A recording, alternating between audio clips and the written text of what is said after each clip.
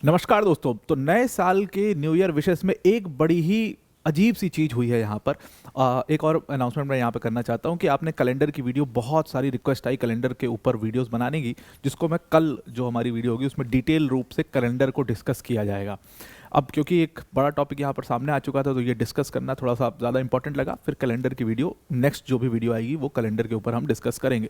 तो देखिए, Gregorian calendar के हिसाब से नया साल जो है उसमें बहुत सारी विशेष कंट्रीज़ ने आपस में एक्सचेंज करी। उसमें एक विश ऐसी आई भारत के लिए जिसने पूरी तरीके से दिन ही बदल के रख दिया। मतलब बालूचिस्तान का बहुत बड़े लीडर है मीर यार बलोच, उन्होंने बाकायदे अपने ट्विटर हैंडल से खुलेआम रिपब्लिक ऑफ बालूचिस्तान को रिप्रेजेंट करते हुए कहा कि ये रिपब्लिक ऑफ बालूचिस्तान, जहाँ पर 6 करोड़ लोग रहते हैं, उसकी तरफ से न्यू ईयर की विशेष हैं भारत के लिए। और यहाँ पर ओपन लेटर में खुलेआम जो बगावत के सुर हैं वो उन्होंने पाकिस्तान के खिलाफ लगा दिए। उन्होंने कहा कि एक बहुत ही बड़ा प्रॉब्लम पाकिस्तान में इस समय पर चल रहा है, जो कि बालूचिस्तान के अंदर चल रहा है, और एक नई डेवलपमेंट है। पूरी दुनिया की नज़रें हैं पाकिस्तान और यूएस के रिलेशनशिप पर, लेकिन आपको नहीं पता है कि असल काम जो है वो पीछे से चाइना खेल रहा है। सीपेक का काम, चाइना पाकिस्तान इकोनॉमिक कॉरिडोर का काम, अपने लास्ट फेजेस में है, और चाइना हो सकता है आने वाले कुछ मंथ्स में वहाँ पाकिस्तान के अंदर यानी बलूचिस्तान में ट्रूप्स डिप्लॉय कर सकता है। उन्होंने कहा कि हम नहीं चाहते हमारे रिपब्लिक ऑफ बालूचिस्तान में कोई भी दुश्मन देश अपने ट्रूप्स डिप्लॉय करे, और इससे उन्होंने भारत से एक खुली मदद यहाँ पर मीर यार बलोच ने मांगी। और ये कोई छुपा छुपा करके लेटर नहीं आया, ये ओपन लेटर ट्विटर पर लिखा गया है, जिसको सब पढ़ सकते हैं, आप भी पढ़ सकते हो। मैं आपको उसके स्क्रीनशॉट्स और उसके स्निपेट्स जो है वो ज़रूर दिखाऊंगा आगे उन्होंने क्या क्या लिखा है। अब देखिए, पाकिस्तान से उठने वाले ये बगावत के सुर बहुत ज़्यादा स्ट्रांग हो चुके हैं, और 2026 का जो पूरा साल है इसमें पाकिस्तान के ऊपर बहुत बड़ा खतरा मंडराने वाला है। जिस तरीके से बलोच लीडर्स का इमरजेंस हो रहा है बालूचिस्तान में इस समय पर, और उनको ज़बरदस्त लोगों का सपोर्ट मिल रहा है, ऐसा ही कुछ इतिहास में आपने बांग्लादेश में देखा था एक समय पर। 1971 से पहले पहले लीडर्स इमर्ज होना बांग्लादेश से शुरू हुए, और धीरे धीरे जब इन लीडर्स को ये लोग जेल में भरते गए तो वो और लार्जर देन लाइफ लीडर्स बने। आप शेख मुजीबुर रहमान की भी बात करिए तो आप उनका इतिहास खोल करके देखिए तो 13 साल वो जेल में रहे, और 13 साल जेल में रहने के बावजूद जो उनकी पॉपुलैरिटी लगातार बढ़ती चली गई, और जब वो जेल के बाहर आए he was a larger than life leader, और उसके बाद पाकिस्तान उनको रोक ही नहीं पाया। ठीक वैसा ही कुछ यहाँ बालूचिस्तान के अंदर आप देखने को मिल सकता है।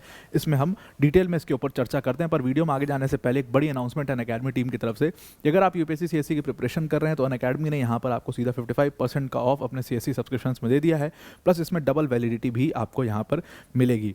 आप इस प्रोग्राम को जब ज्वाइन करेंगे, डिस्क्रिप्शन में हमने लिंक दे दिया है, अगर 2 साल या उससे ज़्यादा के लिए आप सब्सक्रिप्शन लेते हैं तो उसमें आपको सीएससी अश्योर प्रोग्राम भी यहाँ पर मिलता है।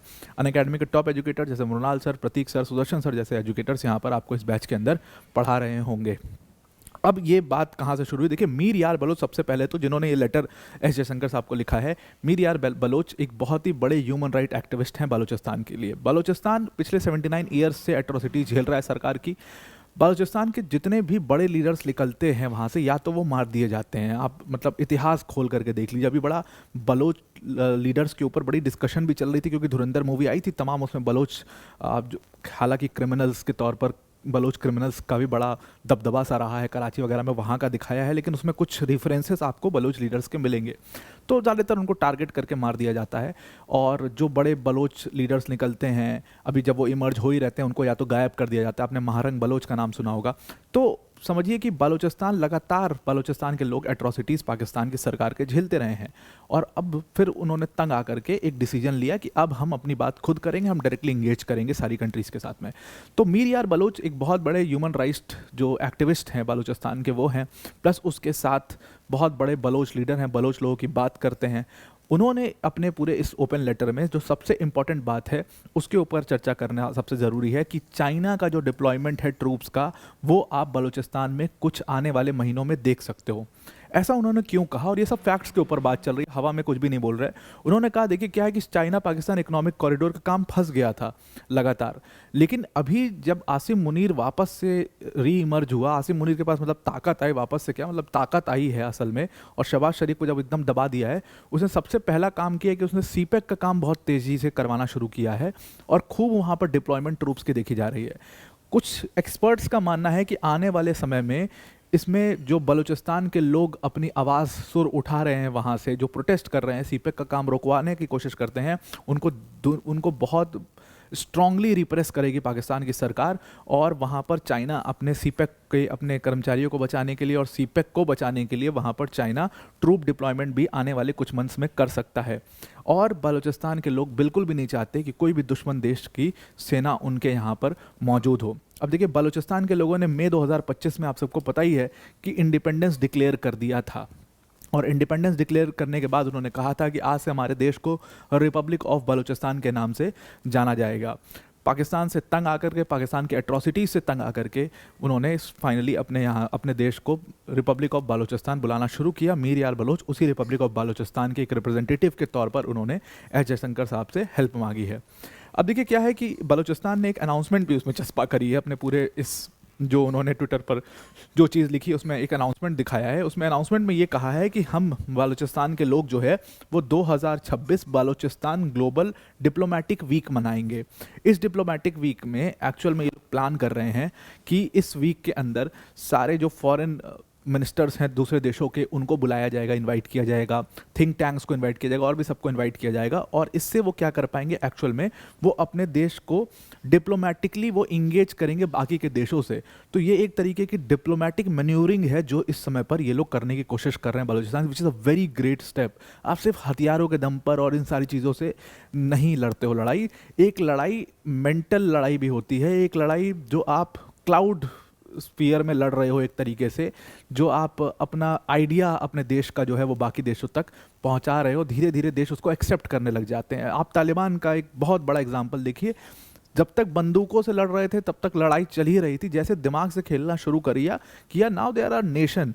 आप एकदम इसी तौर पर आपको एक रेफरेंस देते हैं कि जब फिडेल कास्त्रो जंगलों में छुपा हुआ था, फिडेल कास्त्रो के साथ उनके कुछ रिवॉल्यूशनरीज जो जंगल में छिपे हुए थे, तो यूएस को ऐसा लगता था कि फिडेल कास्त्रो की बहुत बड़ी सेना है। एक मतलब बड़ा अच्छी सी डॉक्यूमेंट्री फिडेल कास्त्रो के ऊपर उसमें दिखाया भी है। तो उसमें एक पत्रकार जो है उस समय के वो जाते हैं फिडेल कास्त्रो के पास और वो कहते हैं कि कितनी बड़ी सेना है आपकी। तो फिडेल कास्ट्रो कहते हैं कि हमारी बहुत बड़ी सेना है और सारे जंगल में हर पेड़ के ऊपर हमारे लोग बैठे हुए हैं।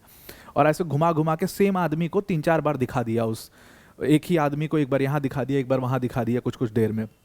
तो पत्रकार बिलीव भी कर लेता है कि इनकी बहुत बड़ी सेना होगी और छाप देता है। तो इनके पास ग्राउंड रिपोर्ट तो कुछ थी नहीं यूएस के पास, तो उसी मैगजीन के रिपोर्ट के बेसिस पर इन्होंने तय कर लिया कि फिडेल कास्त्रो की सेना बहुत बड़ी है और अब उससे लड़ने का कोई फ़ायदा नहीं, यूएस मेनलैंड तक प्रॉब्लम आ जाती है, और उन्होंने आज़ादी दे दी। तो वो एक वैचारिक लड़ाई थी जो फिडेल कास्ट्रो लड़ रहे थे। ठीक वैसा ही कुछ बलूचिस्तान यहाँ पर करने की कोशिश कर रहा है। वो एक वैचारिक विचारधारा की लड़ाई जो है वो पाकिस्तान के खिलाफ लड़ने की कोशिश कर रहा है और उसमें इनको पटक नहीं दे रहा है।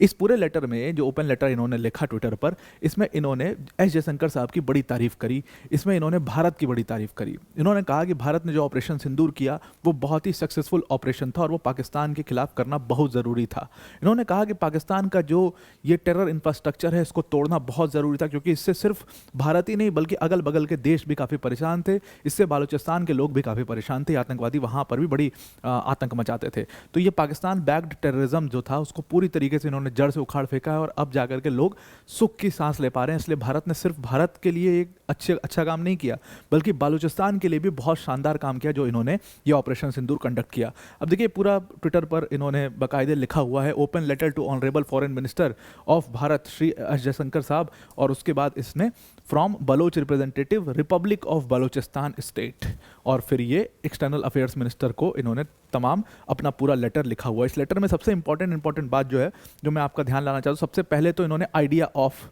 Balochistan as a nation, Republic of Balochistan as a nation का आइडिया यहाँ पर प्रमोट किया है। बालूचिस्तान का झंडा आपको ऊपर दिख रहा है यहाँ पर, बलोच रिप्रेजेंटेटिव। और उसके बाद सबसे इम्पॉर्टेंट चीज़ कि बालूचिस्तान और भारत की जो हेरिटेज है उसमें इन्होंने हिंगलाज माता मंदिर को भी मार्क किया है और उसके बारे में भी यहाँ पर लिखा है। सबसे इम्पॉर्टेंट चीज़ जिस पे इसका ध्यान आपका ध्यान मैं लाना चाहता हूँ, दैट इज़ अबाउट चाइना। जो चाइना धीरे से काम कर रहा है। बहुत लोग इस बात तो कह रहे थे कि अब भारत का जो रिलेशनशिप है वो चाइना से बहुत करीब हो जाएगा, तो चाइना फिर हमारे लिए कोई खतरा नहीं है। ऐसा बिल्कुल भी नहीं है। China is a very very sharp nation. आप 62 की जंग का थोड़ा सा इतिहास पढ़िएगा, और मैं तो चाहता हूँ कि ऐसा मतलब कोई डॉक्यूमेंट्री उस पर बननी चाहिए, क्योंकि आप देखो यूएस वाले हैं, ये लोग अपनी छोटी छोटी बैटल्स के ऊपर भी बहुत अच्छी डॉक्यूमेंट्रीज बनाते हैं जहाँ पर ये अपना आइडिया प्रमोट करते हैं। आई थिंक भारत को भी ऐसा अपना आइडिया प्रमोट करना चाहिए। चाइना ने जो जो उसमें शार्पनेस दिखाई थी 1962 के वॉर में, शार्पनेस एंड श्रूडनेस कहेंगे उसको नेगेटिव सेंस में, कि जिस तरीके से चाइना खेलता है गेम पीठ पीछे, वो बहुत ही ख़राब होता है। और इसीलिए मैं कहता हूँ, हमेशा शुरू से इसको कहता हूँ, Pakistan is not a problem for India. उसकी औकात नहीं है पाकिस्तान की कि वो इंडिया के लिए प्रॉब्लम बने। China is a big problem for India.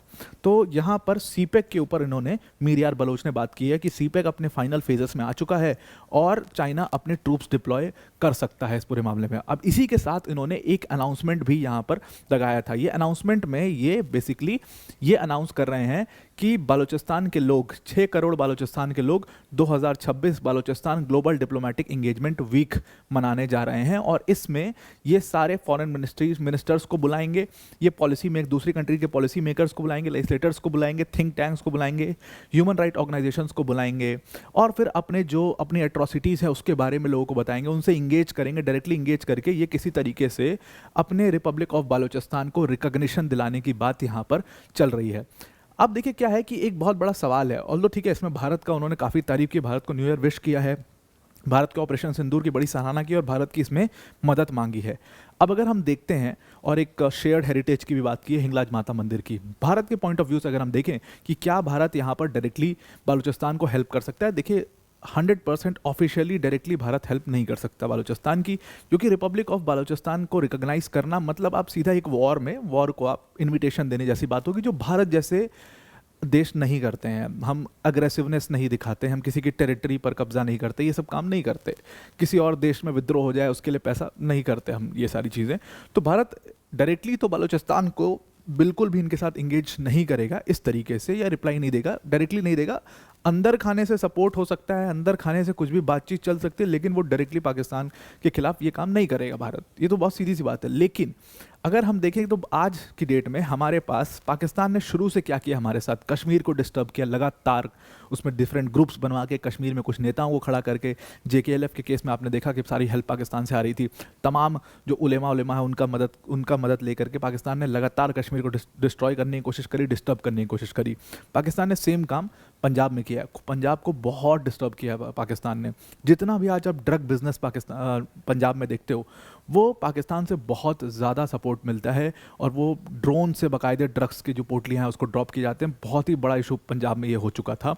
अब तो काफ़ी हमने फाइट बैक कर लिया है, लेकिन पंजाब जैसे देशों को पंजाब जैसे जो राज्य हैं उनको काफ़ी ज़्यादा पाकिस्तान जैसे देश डिस्टर्ब करते हुए आए हैं। तो पंजाब, कश्मीर इनको डिस्टर्ब किया। अब बालूचिस्तान एक ऐसी नब्ज़ है भारत के हाथ में जिससे वो पाकिस्तान जैसे देश को तुरंत टैकल डाउन कर सकते हैं।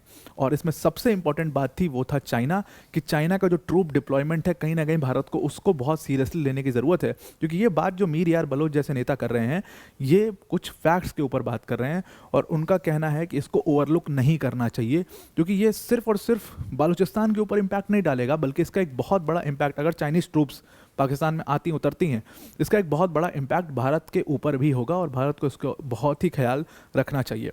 तो आई होप आपको ये पूरा आर्टिकल समझ में आ गया होगा। आज के लिए इतना ही। Thank you and have a nice day.